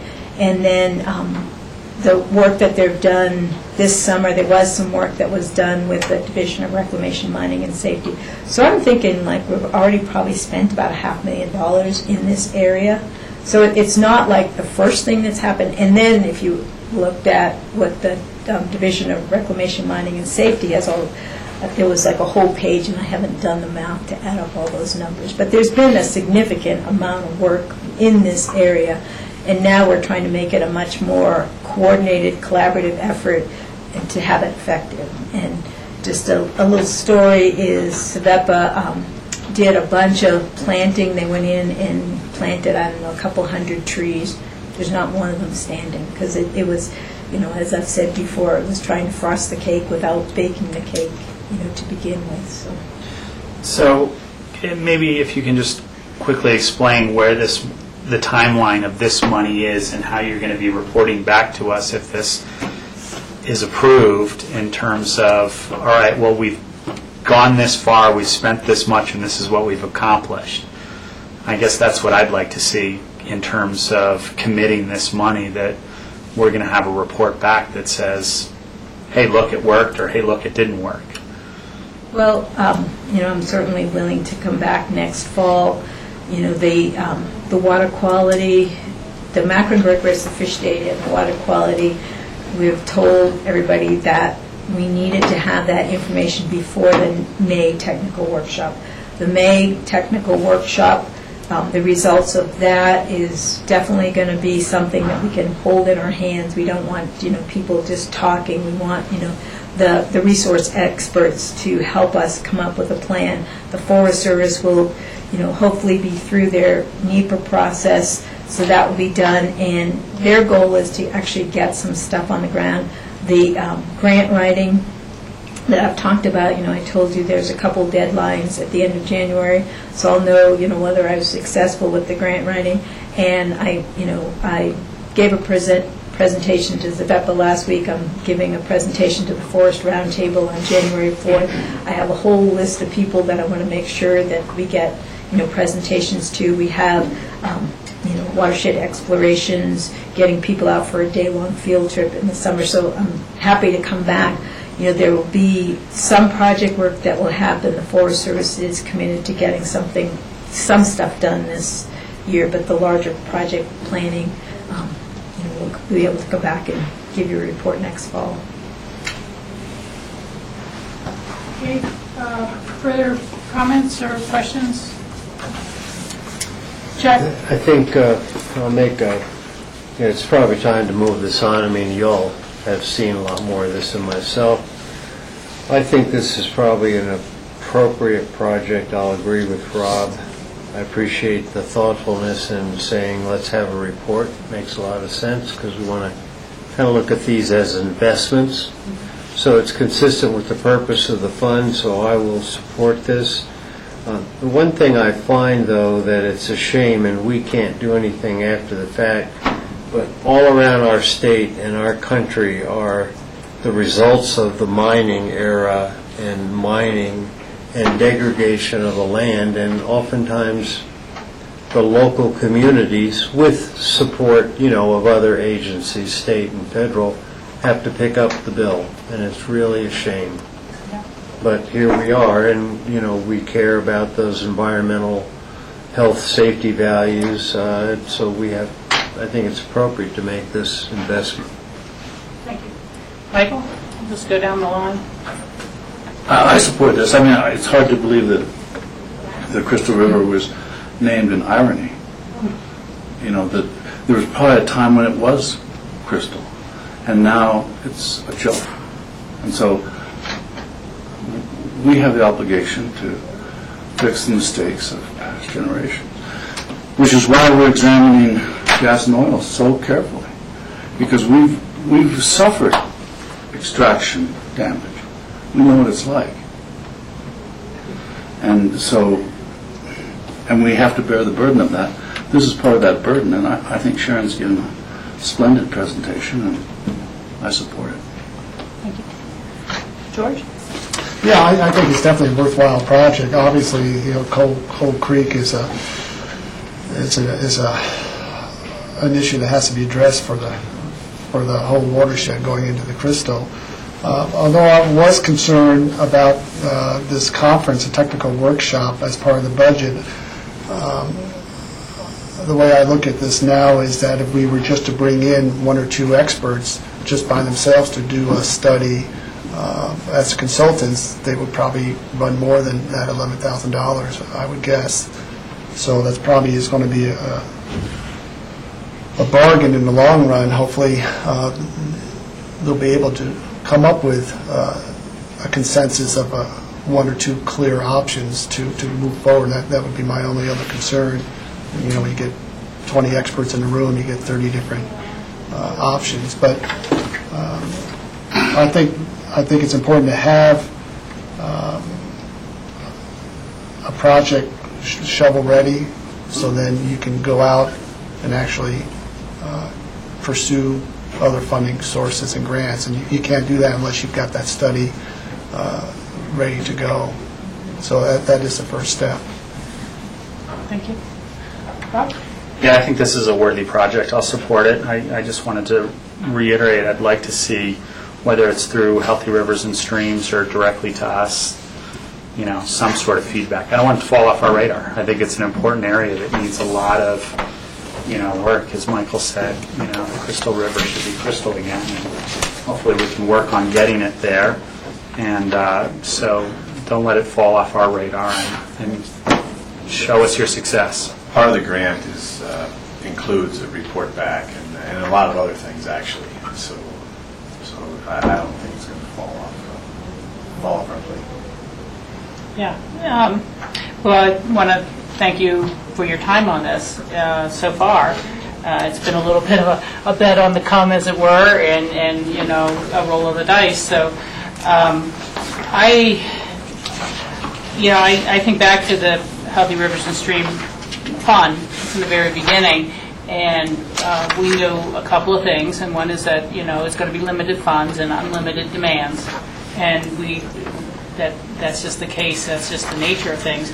But we always said from the very beginning that this would give us a source to leverage for other funds, and that we would, hopefully, I remember actually, Jack, you and I going back and forth on the language on the ballot question as to whether it should include the word CWCB or not, because CWCB puts some people off, but we mentioned using the, you know, it was one of the bullet points to use the fund for leveraging other opportunities, and it was, so I think it's fully in keeping with the ballot language. And I think that it's important to start something sometimes, you know, on the ground. We've done a lot of stuff that's legal, a lot of stuff that's, you know, potentially on the ground, but it's not on the ground yet. Things such as the Water Trust or pursuing the recreational in-channel diversion. And those things require a tremendous amount of research and data collection and experts outside of our own staffing. It's not like we're staffing up at the county. We're getting the expertise that we need. And so it's nice to actually be expending some of this on something that's beyond and not litigation, and has the potential of really bearing some great fruit. And you know, it would be a lot easier for us to pick 100 yards maybe along one stream bank and plant a few trees, but this is going to have a lot more lasting impact, I think, if it comes to fruition, and I think it will. And it's kind of the same bet that, as I said before at the other meeting, that the county made it with the EOTC when it expended the funds on the bridge design for the Maroon Creek Bridge. You know, we had no guarantee whatsoever. We were not in any of CDOT's plans for when that would be funded or anything like that. And we put well over $1 million into getting the bridge designed just so we'd have them on the shelf so that as funds became available, we could pursue it. And I think this is a very similar opportunity. So thanks for the good work, and I think you have a unanimous board support. Thank you. Definitely come back and report. Okay, thank you so much. Thank you, John. Thank the Healthy Rivers and Stream Board. Cindy, I hope you could hold on for 1 second. With the board's indulgence, so I don't keep too much of Cindy's time, there was just a very small open discussion item I wanted to bring forward. Now with the extended deadline for comments on the BLM proposals, I'm hoping that you can coordinate with Chris Benden at the city planning office to see if the city would submit comments as well, particularly on the air quality issues and the airshed issues that may affect them. And, so I can't give direction to the city, but I just would like that you make that inquiry, because I think that there's always strength in numbers in these things. Okay. I have to leave early, so. Okay. Michael, did you have anything you needed to bring up for us? Oh, okay. We'll go with that. You have to leave, you have to leave. Okay. John. Okay, I believe we're on future agendas and just have a few things to bring to your attention. On tomorrow's agenda, under land use actions, we had item 6, Jeep Jamboree Special Events Permit. We will be pulling that. Just as some background, a special events permit is a administrative approval. This was staff looking to get some guidance ahead of considering that administrative approval, the special events permit. At this point, we're going to change the order of that a little bit just to be sure we're bringing maybe better, more accurate information to the table, so that we will go ahead and run this through our special events committee, develop a staff recommendation, bring that back to you in workshop. Because the Jeep Jamboree is a larger event than what we typically, has some unique characteristics to it. We'll bring that back to you in workshop with our recommendation and what our intention is for the administrative approval and get feedback from the board at that time. Okay. Yeah. And on that, John, so staff will go through the typical analysis, whether it's health and safety, environmental, the road access plan, etc. Ask all those tough questions that we always ask, and then make a recommendation consistent with our policies and county philosophy.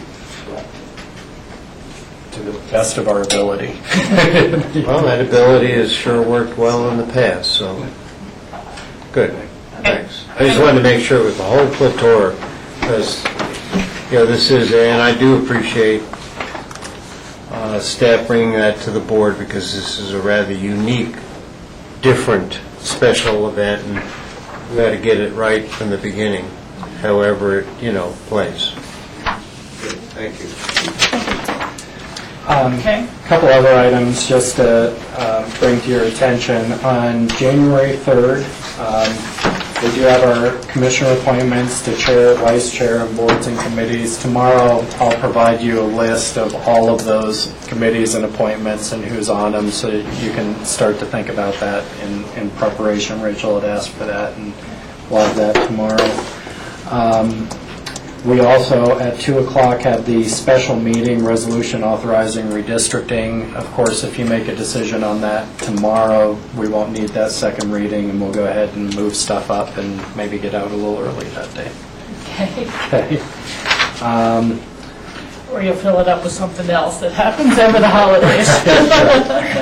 Yeah, that's a possibility too. As we get out into January now, January 17th, we will look at bringing a briefing on and a discussion on medical marijuana in front of the board. Right now I'm looking at 2 o'clock because that will push us towards the end of the day. If that goes longer than an hour, we can let that slide without affecting another item. Okay. Okay. And I'm sure we'll have something to fill in. On January 24th, we're looking to add an item, and this is tentatively right now, but we're looking to add a BOCC community campus update and some discussion about potential partnership opportunities, get a feel for the board on those. What does BOCC Community Campus, and is that Elgibel, you mean? It's not Elgibel. It's the project that they're doing along the river with the nonprofit campus and affordable housing, where they're moving the trailer park there. Yeah, and there are some opportunities maybe for us to look at some interesting partnerships, both on the affordable housing side and potentially location of health and human services types of functions. And so just wanted to conceptually start that discussion and get some feedback from the board. Will that also have a consideration about the 5,000 square feet that we have in Elgibel also? No. To access? Well, I mean, it seems like there's dual planning or Those are two different projects. Those are two different. that would be another, I would look at that 5,000 square feet, Jack, as another opportunity. I think the discussion we really need to have is where are we most likely going to have service demands, and where would it make most sense to place services? Because we haven't built at Elgibel, and very conceptual at this point. Okay. John, just so you know, Tuesday, the January 24th, and Wednesday, the 25th, I do not think I will be here. Yes, and I've got that noted for Susan. For future agendas. Thank you. That is, oddly enough, both Club 20 Legislative and the Colorado Water Congress are landing that exact same week. I have not been to Water Congress for the past 3 meetings, year and a half at least, because of conflicts and chairing this year. So I wanted to attend. Would you like us to move that BOCC, the initial discussion, the BOCC community? I think that's why we have a 5-person board. Okay. And then we've added,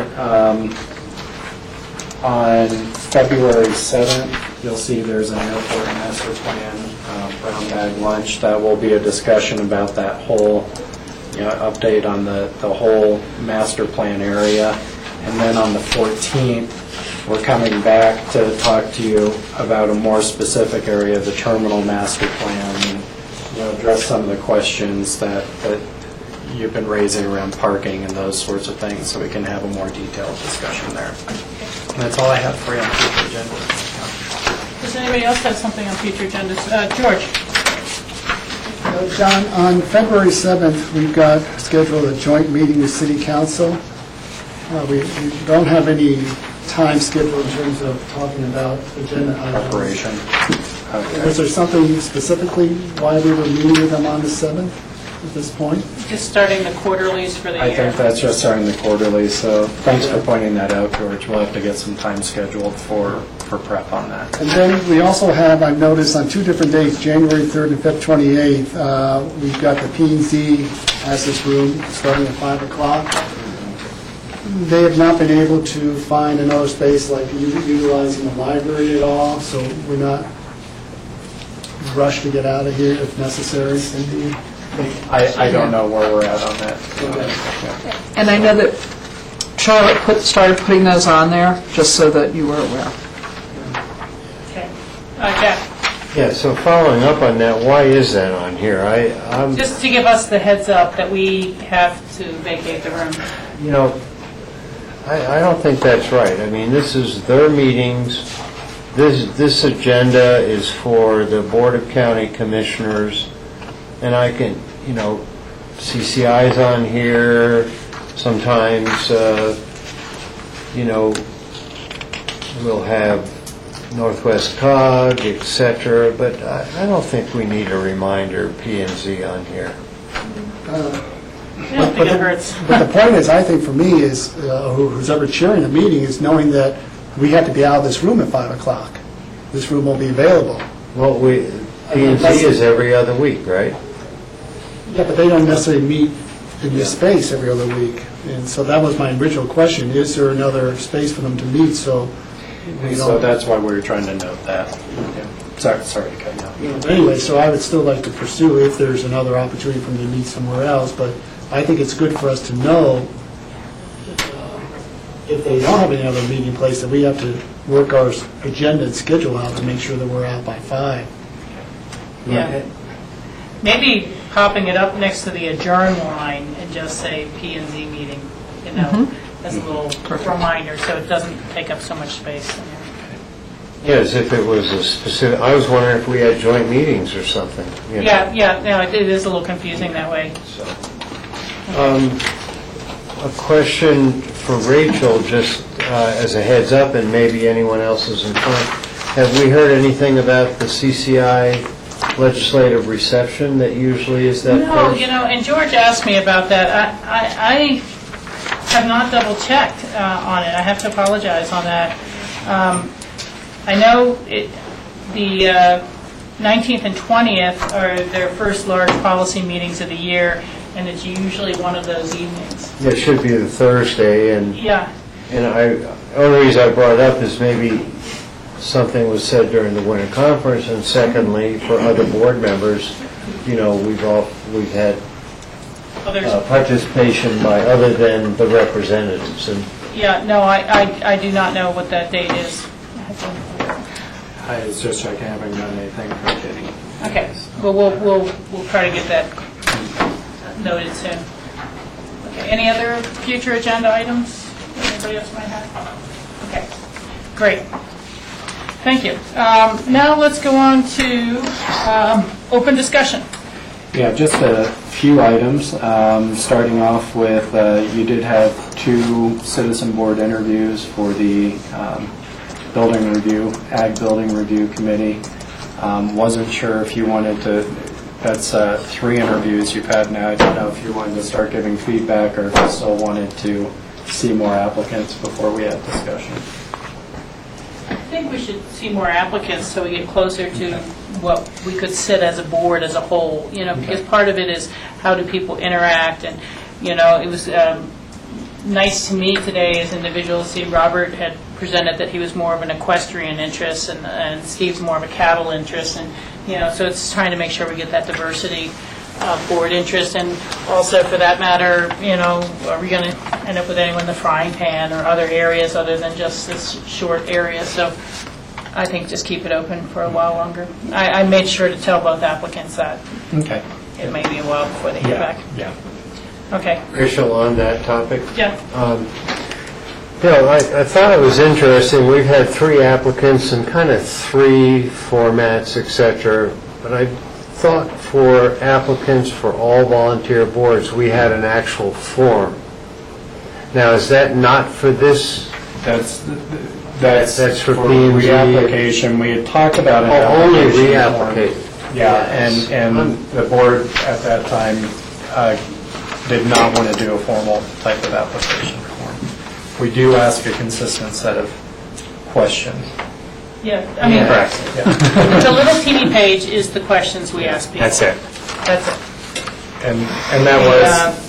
Board applied for, time lived in Pickens County, address for the last 2 years, why the appointment is desired, home phone, address. That's all the text. And that was discussed at some length by the board. Yes, it has been discussed by the board.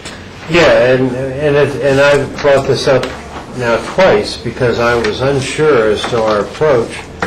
And I'll tell you, after seeing that Ruthie Brown and her answers, I just wonder if it maybe not is appropriate. Gee, am I backstepping here or whatever? But I really liked the way she handled her answer, not the content, but that she articulated. And it gives these people a little prep too, so, you know. Well, I think Ruthie had something to comment on. It was what are her 4 years of experience on the board. And that's radically different than someone imagining what their position on the board would be like. And well, but what I'm saying here is we could actually create an application for first-time people. And Rob, was this one of your ideas? One of the initially? things that I brought forth was to have more in-depth questions rather than just why you would want to be on the board. For instance, P&Z would be something like, you know, explain why your reflections on the AACP, the land use code as it pertains to, so that at least we'd have some direction on questions to ask based on what they've written. But the board didn't see it that way, and I think, I think it's worked pretty well. I mean, I think it's an all right process, and if we want to bring it up again a year from now, I think we bring it up again. But I'm bringing it up now because I think it would be a benefit instead of just kind of off the top of your head and da-da-da-da. It gives them a chance, an applicant a chance to already get their brain working in a mode of more formal thinking, actually, than just off the top of our head. And I, believe me, I was there before, but what I saw from not the content, but the experience of what Ruthie brought to the table, then we've had, for example, this committee, 3 different types of submissions, as it were, where Steve was very articulate in a resume, kind of a little more so, and Robert was, pretty thorough about his background, and the young fella came in and said, well, I've been doing this for 40 years, and that's it, or my family is, no, actually for a decade, 100 years, honestly, I don't remember, it's 2 weeks ago. So I've kind of evolved to a different place. So if it's a year or another month, I think I'd like to have that discussion. Well, We'll leave it there. we'll leave it there. We'd have to see if Michael wants to have another discussion as well, but at least at this point, it's been settled matter. Yeah, I'm comfortable the way it is, and you can have all the questions you want, but it's really up to the applicant in terms of how they're going to answer those questions. So some may answer them very simplicity, and some will go more in depth. But I think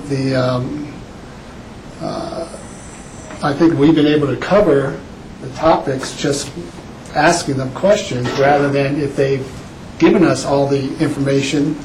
I don't know how much more we can add to it. So I think part of the process is to have the interaction at the time and see how they react to some of the questions that we may throw at them. Yeah, I have to say the same thing I've said before. I think you get canned answers of what the board wants to hear, or what there's a feeling that the board wants to hear, whereas if you ask them off the cuff in a meeting, they don't have time to prepare that canned answer. And I regularly get emails from people not asking about positions on our boards or anything in the city or anything, but asking me, I'm applying for this, what would you say for this answer, or what would you say for that answer? People doing their homework, basically. You know more about this issue than I do, what would you say? And Really? so, you're very likely to get a lot of canned answers that they then repeat, and they know what they're going to be questioned on, as opposed to really having a chance to see how does someone think on their feet, and what really is their first blush reaction to some questions. So there's pros and cons. I'll be the first to admit there's different ways of looking at it, but I just don't think it's something that there's a majority that's going to want to revisit at this time. Okay. I have one last item No, for go you. ahead. It's just a quick update. I don't have a lot of detail for you, but you are aware that there was a fire in Basalt, 33 residents I was lost going to their bring homes. that up. Oh, okay. Well, I just wanted the board to be aware that we have utilized some of the emergency funds through Health and Human Services to help one family with small children with housing for the week. And I believe both parents, at least one, were are full-time employees up in Picken County. And so we did provide some assistance for a family. And I can get you more details. I don't have them right in front of me right now. Well, I was thinking of something we could wait till tomorrow since Michael had left. And you came back right on the minute on that last break, so I didn't have a chance to mention it to you. But I had wanted to bring up that fire and see, we discussed the end of our contingency fund last week, but it's not done. I had it written down, you too. probably were thinking of bringing it up too. And I was thinking that, I don't know what is the most direct way, and let you do a little research with Nan and others, to offer some assistance, whether, you said it was 8 families. is that it, 7 individuals? 33 residents, 11 units. 11 units, that we might offer some sort of grant from our remaining contingency funds towards assistance with that. What about the goat? Goat is, There's a that's different. Demise. Just kidding. But, 33 residents, that's a No, lot. that's quite a tragedy, and I've known people that have been put out in fires like that, and Yeah, you've lost everything They've from your lost everything. family you know. pictures, and sometimes people have renter's insurance, and a lot of times they don't. Rob? My only question was, my belief is that it's in Eagle County, not Picken Yeah. County, so they're not Picken County residents, but they are Valley residents, and they are our neighbors, and they are people that we live and work with as a community. And I wrote it down as a note that to me is a complete appropriate use of some of our discretionary funds. So. Jack? Yeah, I would be supportive of something, and it's very appropriate to have John, do a little research as to how that might happen. This is an area that's extra sensitive to me because 2 Sundays ago, my sister's home burned down That's right. in Louisiana. And my heart goes out to people. It's never the right time to have a tragedy, but God, you lose everything, including your home. So I would be amiable in some way, and that's undefined. Okay, We'll come back with something. We'll come back and discuss that Yeah. tomorrow evening. You'll do a little more research with Nan. Okay. Great. Did anybody else have any open discussion items that they wanted to bring up? George? John, have you had a chance to follow up on our ability or the state statutes regarding appointing board members to the Basalt Regional Library District? Yeah, and I was actually just visiting with John Ely about that this morning, and we actually need a little bit more time to really figure out what our discretion is there. John has had a discussion with the library district's attorney and is doing some more research at this point, so he wasn't ready to give a definitive answer as to whether we could use our process that we use for other boards and commissions, or what types of limitations we're working with, but he is looking into that. Okay. And then I know we don't have any update on it yet, and we won't talk about it till January, but we did mention at the last meeting that we need to schedule review time for yourself and John Ely, and so we have our starting that 360 review by staff, and then we'll figure out how we can schedule that in. We looked at the schedule, and that'll probably be on there's no more meetings. It'll be on your next set of future agendas. Okay. In January, we have it started. I don't think we could get some time until the middle of January. Okay, and that's fine, that's fine. We just want It's in to, there. sometimes they can slip for 6 months if you're not careful about doing that. And then again, please note that I'm gone that last week of January, so we don't have to go that. Reminds me of one last thing. On the retreat we have tentatively scheduled in early February, do we have some work session time prior to that to talk about agenda items? I forget how that process works. We haven't scheduled that, but we do have plenty of time in January to talk about that. We have been working on some structure for the retreat to bring to you. This year, we're hoping to theme it more around, so what is the new normal? And bringing some data and statistics to the table so we understand as we're settling out what's changed in our economy, what's changed with demographics, how are we trending the same or differently, so that we can make some prioritization decisions within the context of that data. I think we've all talked about what impacts we're seeing, but there's some good data sets available. We've been talking to the Headwaters group to put a compendium together for you. I'd like to, just as an earmark, is to maybe have some time to continue our discussion on housing opportunities, because I don't want to let that slip by, which it has in the past. I'd like to sort of keep that in the forefront and keep that discussion going and keep looking at opportunities how we're going to approach that topic. But when we we'll find some available workshop time early in January to talk about the retreat, and I think at that point we should be ready to, put a proposal in front of you guys as far as what we'd like to do. We've been kind of working on different ideas right now. Okay. Very good. Did anybody else have anything else to slip their mind?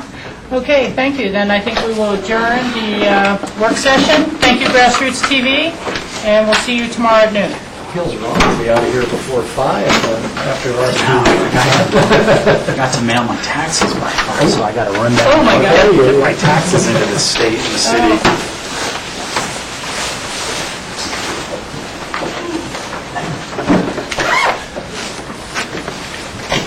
I don't know if Michael wants...